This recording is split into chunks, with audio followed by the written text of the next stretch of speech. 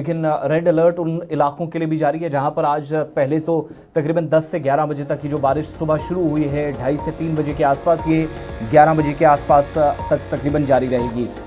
खित्ता पीर पंजाल जो सबसे ज़्यादा अभी तक मुतासिर हुआ है, राजौरी, थना मंडी, शादरा के इलाके, सुरनकोट बुरी तरह मुतासिर हुआ।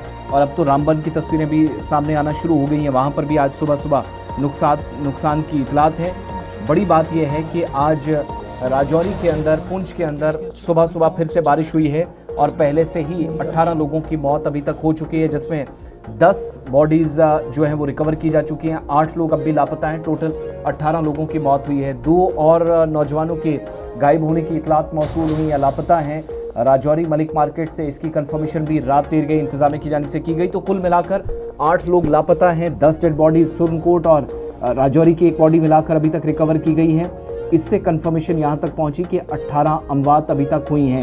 अब कोई मौजजाती तौर पर बचे वो दूसरी बात है। अब ये रामबन की तस्वीरें हैं जहां पर आज सुबह सुबह फ्लैश फ्लड्स के सबब रामबन के कई इलाकों के अंदर तेज बारिश ने नुकसान पहुंचाया। यही हालात शहर जो सुरनकोट है उसके अंदर, राजौरी के अंदर 40 से 50 गाड़ियां जिन्हें नुकसान पहुंचा, 20 से 30 गाड़ियां जो पानी में बह गई हैं तेज बहाव में।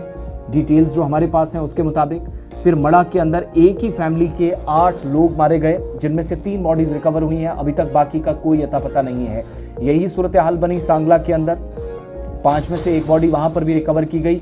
इस सारी सूरत हाल का जायजा जहां वज़ीर दाखिला और लेफ्टिनेंट गवर्नर ले रहे थे, वहीं वज़ीर आला उमर अब्दुल्ला ने रात देर गए हंगामी इजलास बुलाया और एक तो इमदादी सरगर्मियां फौरी तौर से शुरू करने, मैन एंड मशीनरी तैयार रखने के लिए कहा गया। सरगर्मियां जो चल रही हैं उनको तेज करने के लिए, और जो वार्निंग्स महकमा मौसमियात की तरफ से आ रही हैं उस हिसाब से इकदाम उठाने पर जोर दिया जा रहा है। फ्लैश फ्लड्स में सबसे ज्यादा नुकसान सुरनकोट के अंदर हुआ है जहां पर 1 दर्जन से ज्यादा अमवात हुई है।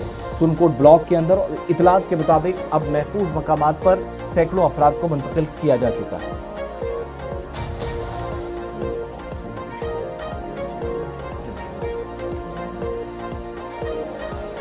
चलिए सीधे पहले जमशीद मलिक के पास चलेंगे। ज़रा जमशीद से देखते हैं कि ताज़ा तरीन तफसीलात क्या कुछ है।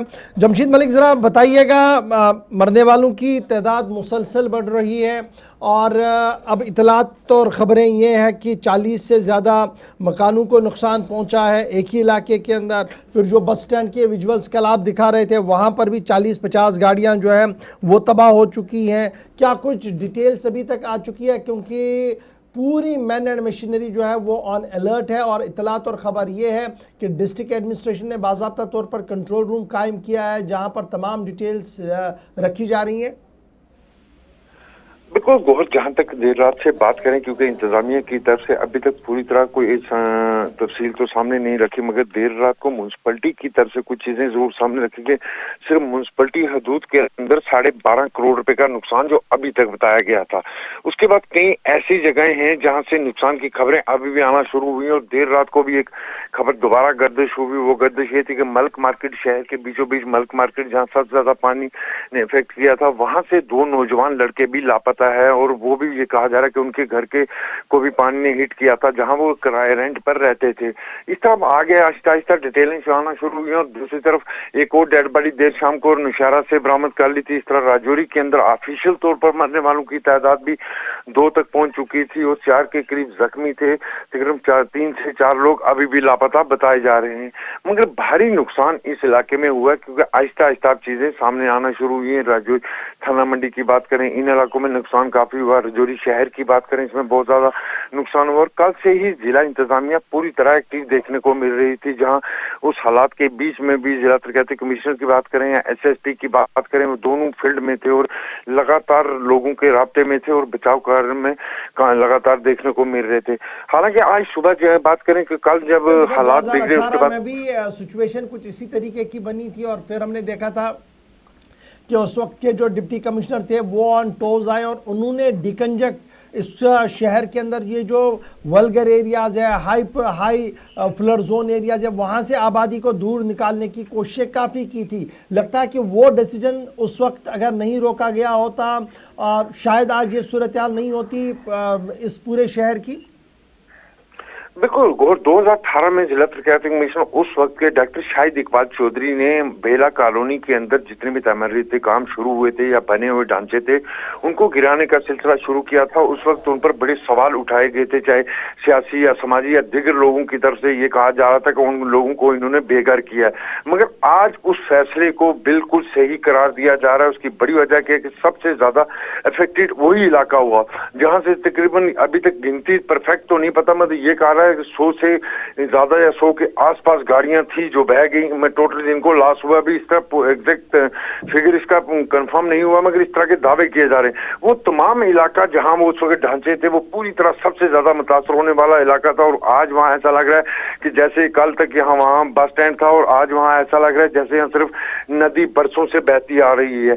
अगर उस वक्त वो फैसला ना लिया गया होता, यहाँ ढांचे वो खड़े हुए होते तो आज बहुत ज्यादा जानी माली दोनों नुकसान हुए होते। मगर आज उस फैसले को ये कह सकते हैं कि उस वक्त जो लोग उस फैसले पर सवाल उठा रहे थे आज उनको ये सोचने की जरूरत है कि वो एक फैसला बहुत बड़ा फैसला था डॉक्टर शाहिद इकबाल चौधरी का, जिसने कई जाने इस बेले में उस वक्त जिन लोगों को निकाला था उनकी जानें बचाई हैं। जी बहुत शुक्रिया जमशीद मलिक। आकाश के पास भी जरा चलेंगे, गुलिस्तान न्यूज़ नुमाइंदा हमारे साथ हैं। ये तस्वीरें उस मकाम की जहां से जमशीद मलिक रिपोर्ट भी कर रहे थे और 40 से 50 गाड़ियां जो कूड़े के ढेर में अब तब्दील हो चुकी हैं। आकाश, सुरनकोट के अंदर हालात क्या हैं और जो बॉडीज रिकवर नहीं हुई थी कल शाम तक, क्या अपडेट वहां से है अभी? जी आसिफ, जो डेड बॉडीज कल रिकवर नहीं थी उसको लेके जो है डिप्टी कमिश्नर पुंछ और एसएसपी पुंछ इस वक्त सुबह ही जो है सुरनकोट पहुंच चुके हैं और यहाँ पे अलग अलग किस्म की टीमें बनाई गई हैं और अलग अलग स्पॉट्स पर भेज दी गई हैं।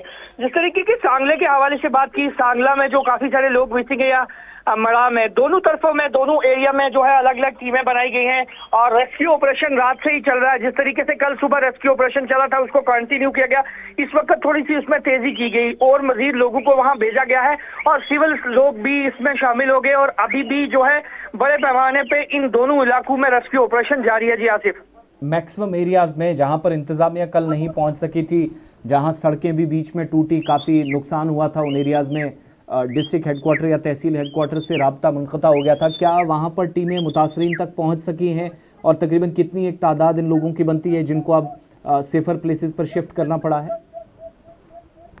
आसिफ, उस हवाले से बात करूं, जो है सिविल इंतजामिया और पुलिस काफी जगह पर पहुंची और कुछ ऐसे भी एरिया हैं, जिस तरीके से फजलाबाद की बात करूंगा, फजलाबाद एक दूर दराज का इलाका है, वहां पे सड़कों की काफी हड़ताल है जिसको लेके लोग उन्होंने कल भी नाराजगी की थी। देर शाम को कुछ जेसीपीज वगैरह भेज के रोडों को ठीक करने की कोशिश की थी, लेकिन रात से फिर से बारिश जो है दोबारा से हो रही है जिसको लेके अभी भी इंतजामिया जो है कई सारे मकामात पर नहीं पहुंच पाई।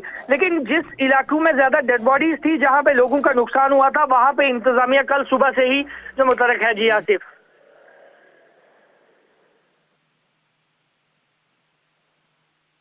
रामबन की तस्वीरें ज़रा दिखाइएगा। अब रामबन के अंदर आज सुबह सुबह मूसलाधार बारिशों के बाद ये हालात बने हैं।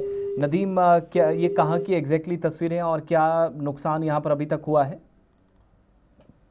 जी बिल्कुल आसिफ, देखिए जो तस्वीरें इस वक्त स्क्रीन पर डिस्प्ले हो रही है ये सब डिवीजन गूल है जो डिस्ट्रिक्ट रामबन का एक सब डिवीजन है, जहां पर तेज बारिशों के बाद इस वक्त हम देख रहे हैं कि पानी का बहाव जो है वो बढ़ गया है, पानी का जो लेवल है वो बढ़ गया और जो वहाँ नदी नाले हैं उस वजह से कहीं ना कहीं हम कहें कि लोगों में खौफ है और कहीं घरों में पानी भी दाखिल हुआ है। हालांकि लोगों का यह कहना है कि आज से पहले भी जब बारिश हुआ करती थी इस तरह की सिचुएशन यहाँ पर देखने को मिलती थी, लेकिन आज सुबह से जब हम देख रहे हैं तो कहीं ना कहीं सिचुएशन मजीद खराब है। हालांकि ऐसे में एडमिनिस्ट्रेशन देखना यह होगा, क्योंकि मूसलाधार बारिशों का सिलसिला जब एक तरफ है तो हम कहें कि इंसान के हाथ में भी कुछ रह नहीं जाता, लेकिन फिलहाल वहां पर जो लोग हैं वो वहां से खुद बाहर निकल रहे हैं। कहीं घरों में अगर पानी दाखिल हो भी रहा है, लेकिन दूसरे जो आस पड़ोस के घर है वहां पर वो शिफ्ट किया जा रहा है उन्हें। इस पूरे स्ट्रेच में इतनी मूसलाधार बारिशों के बाद नेशनल हाईवे का क्या अपडेट है, अगर आज किसी को सफर करना है वादी की तरफ या जम्मू से जम्मू की तरफ?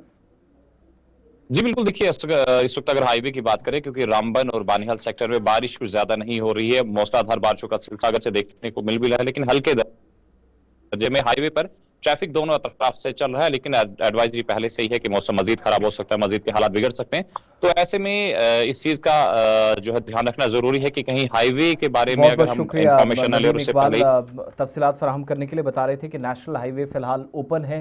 लेकिन रामबन के मुख्तलिफ इलाकों के अंदर जो सब डिवीज़न गूल की जो तस्वीरें हैं, जिसके बाद इंतज़ामिया भी मुतहरिक नज़र आ रही है और मुख्तलिफ इलाकों से जो इस दरिया के आसपास रामबन की तस्वीरें ज़रा दिखाइएगा, जहाँ पर इंतज़ामिया ने जब इस तरह की सूरत हाल बनी तो उसके बाद इन लोगों को यहाँ से शिफ्ट करना पड़ा। रामबन की तस्वीरें ज़रा दिखाइएगा। क्या तस्वीरें हैं, इब्तदाई मालूमात हमारे पास हैं, किसी तरह का नुकसान नहीं हुआ है। इस बीच खराब